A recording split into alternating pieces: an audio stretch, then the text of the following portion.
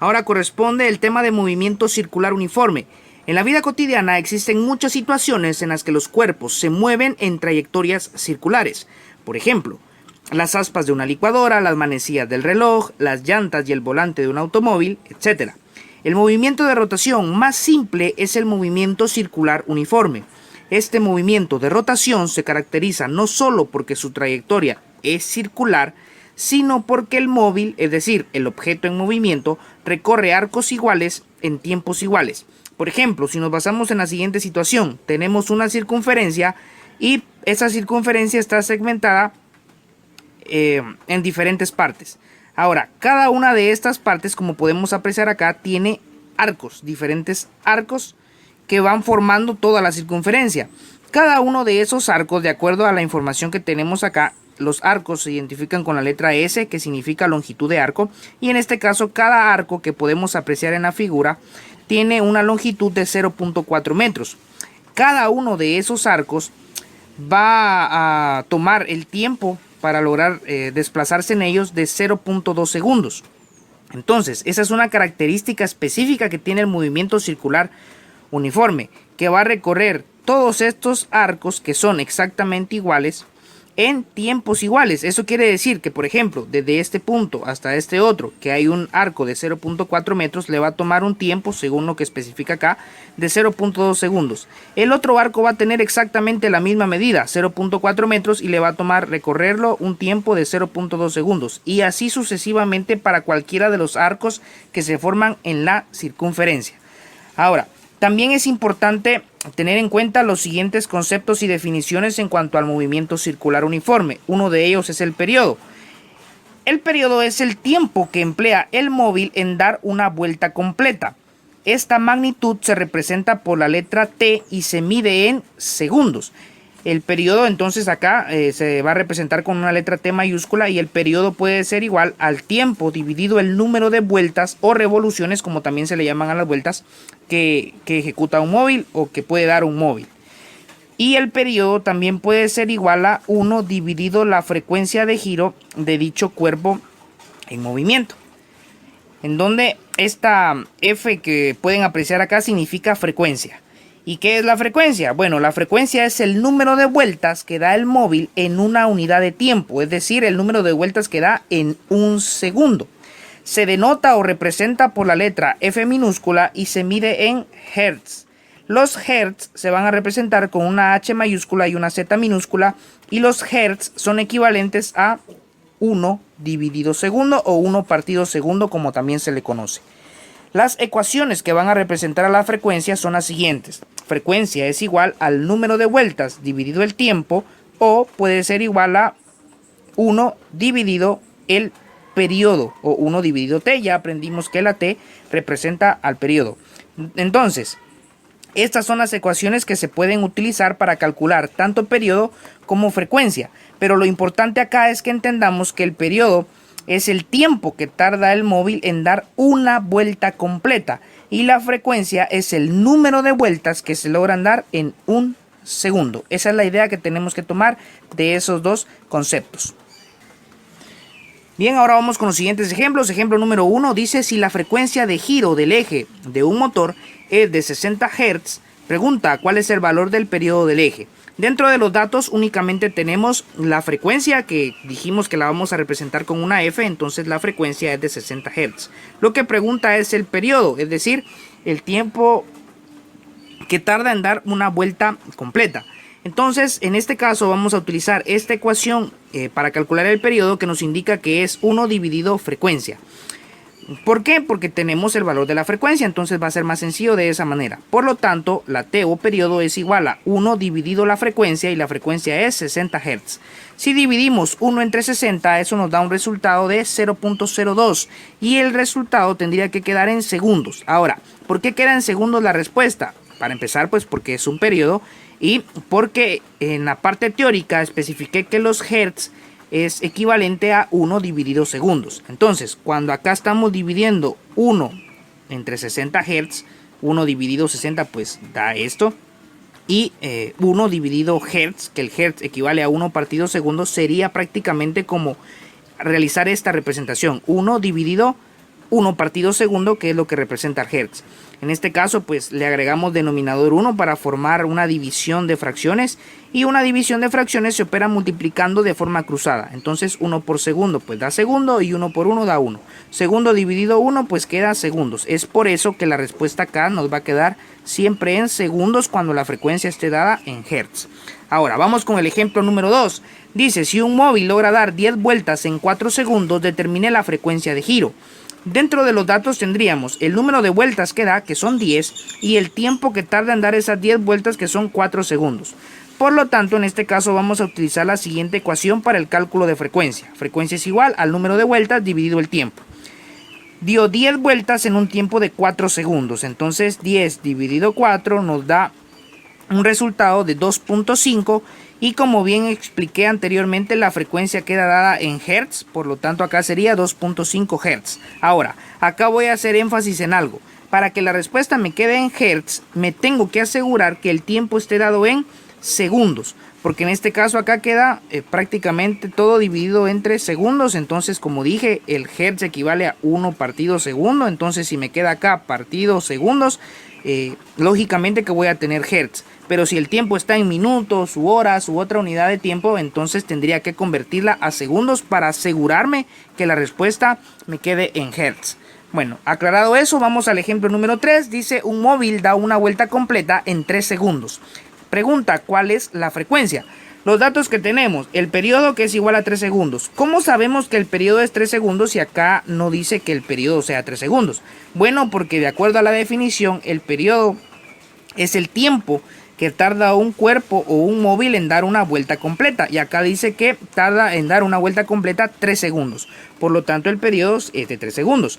Pregunta la frecuencia. En este caso vamos a utilizar esta ecuación que nos indica que frecuencia es igual a 1 dividido t o periodo.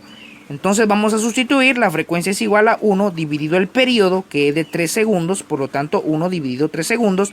1 dividido 3 nos da 0.33, y en este caso, como es frecuencia y el tiempo está en segundos, nos van a quedar hertz. Vamos al ejemplo número 4. Dice, un cuerpo da 8 revoluciones en 4 segundos. Pregunta, ¿cuál es el periodo?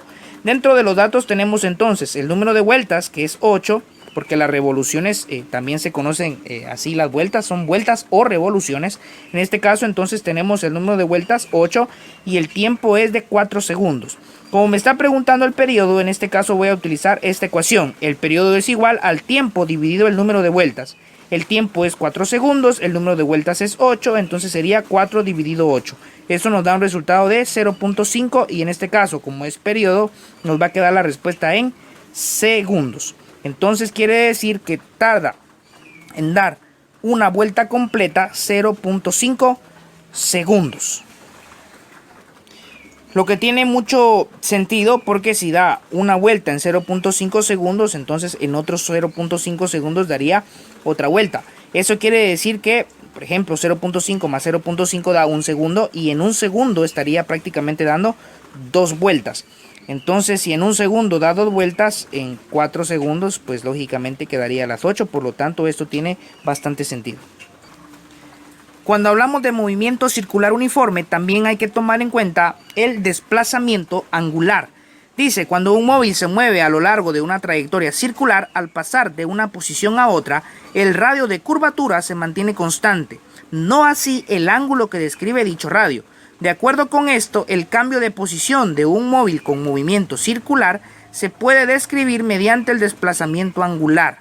Ahora, ¿cómo explicamos lo que es el desplazamiento angular? Dice acá, el desplazamiento angular, o sea, el ángulo, es una magnitud física que representa una medida de la cantidad de rotación que experimenta un móvil, y se define como el ángulo recorrido por el móvil en una trayectoria circular. Entonces, en este caso, si nos enfocamos acá, va a haber una posición inicial, es decir, un punto en el que va a iniciar el recorrido del objeto en movimiento. Va a haber una posición final, vamos a suponer que inicia acá y hace este movimiento describiendo este arco.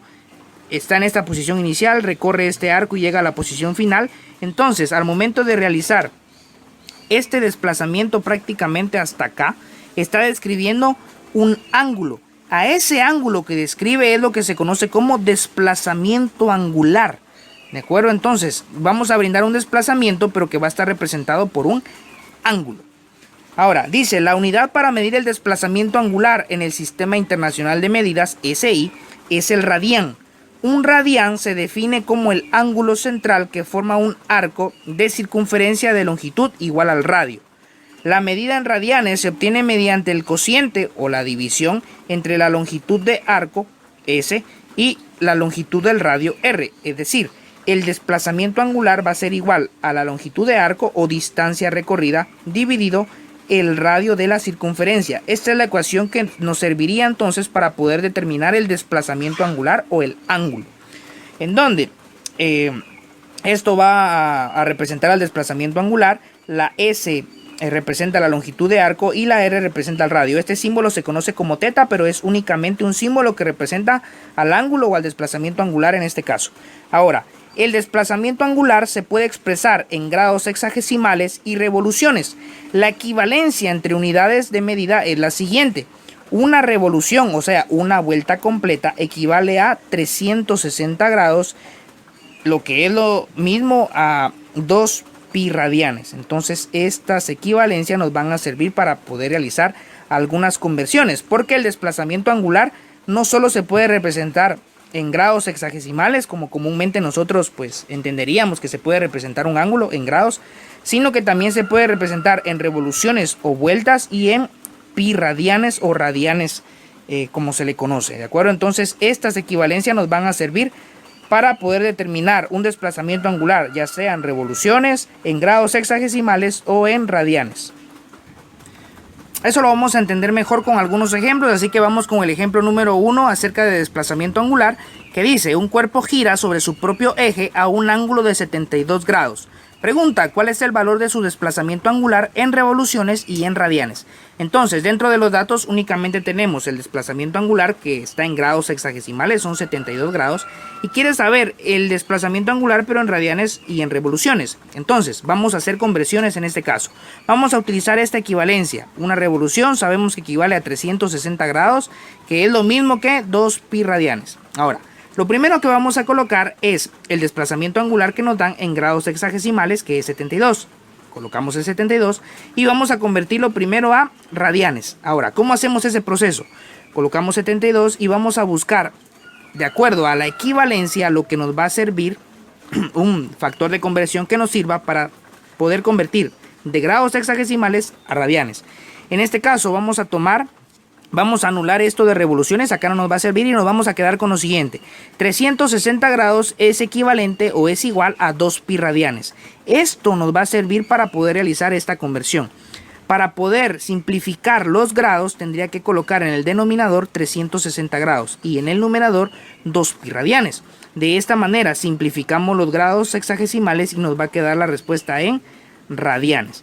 Ahora, ¿cómo vamos a realizar este proceso? Bueno, pues simplemente vamos a multiplicar acá, sería 72 por 2 pi, que en este caso sería de la manera siguiente, 72 por 2, y tenemos que ingresar el número pi. Para ingresar el número pi en la calculadora, presionamos la tecla de Shift, y luego vamos a presionar la tecla acá, que aparece como X, en donde aparece el número pi en amarillo en la parte superior, lo presionamos, y automáticamente nos aparece en la pantalla de la calculadora el número pi.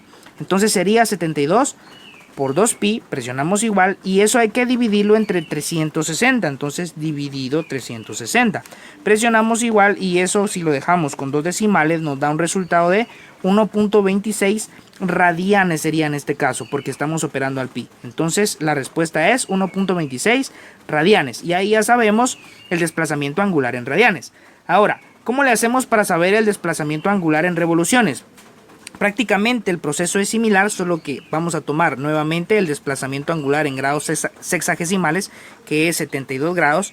Y ahora en lugar de tomar radianes, pues como vamos a convertir a revoluciones, entonces tomamos revoluciones con grados sexagesimales. Vamos a anular esto entonces de acá y nos vamos a quedar con una revolución es equivalente a 360 grados. Entonces, para eliminar o simplificar, mejor dicho, los grados, pues colocamos 360 grados en el denominador. En el numerador colocaríamos una revolución.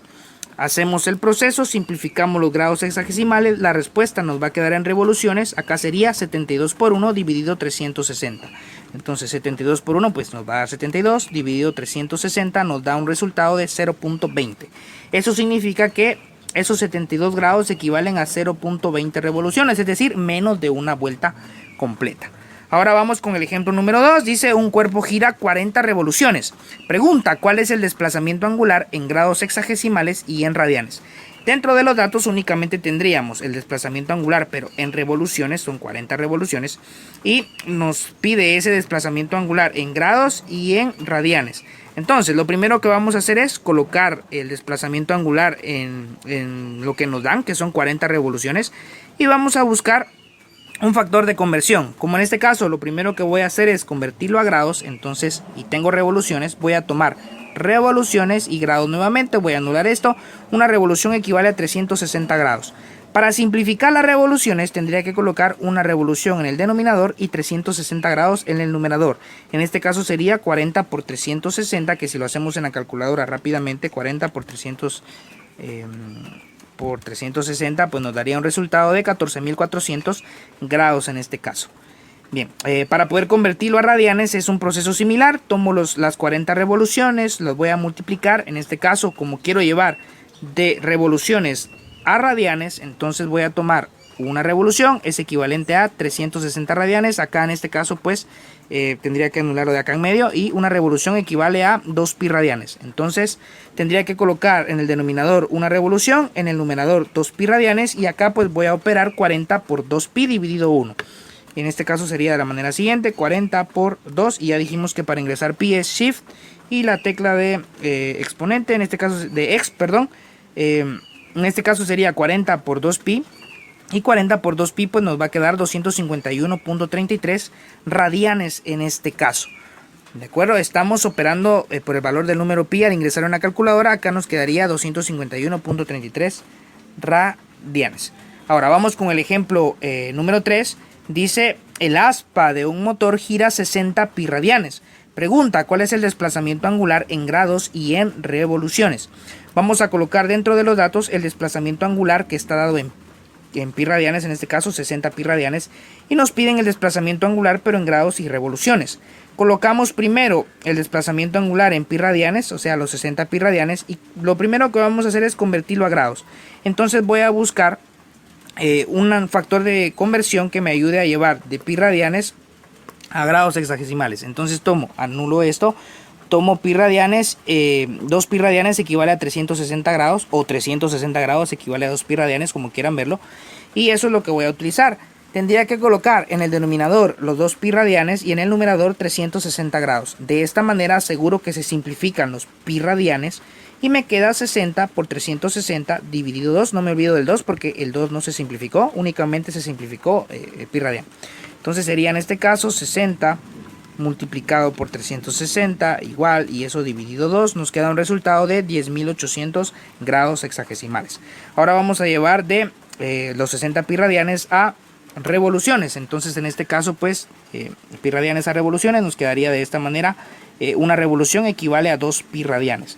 Entonces en este caso coloco 2 pi radianes en el denominador, en el numerador una revolución, simplifico los pi radianes, 60 por 1 da 60 y 60 dividido 2 30. Eso quiere decir que los 60 pi radianes equivalen a 30 revoluciones, o lo que es lo mismo, 30 vueltas. Entonces en este caso vimos diferentes ejemplos para poder convertir de grados hexagesimales a radianes y revoluciones, de revoluciones a grados hexagesimales y radianes, y de pi radianes a grados hexagesimales y revoluciones.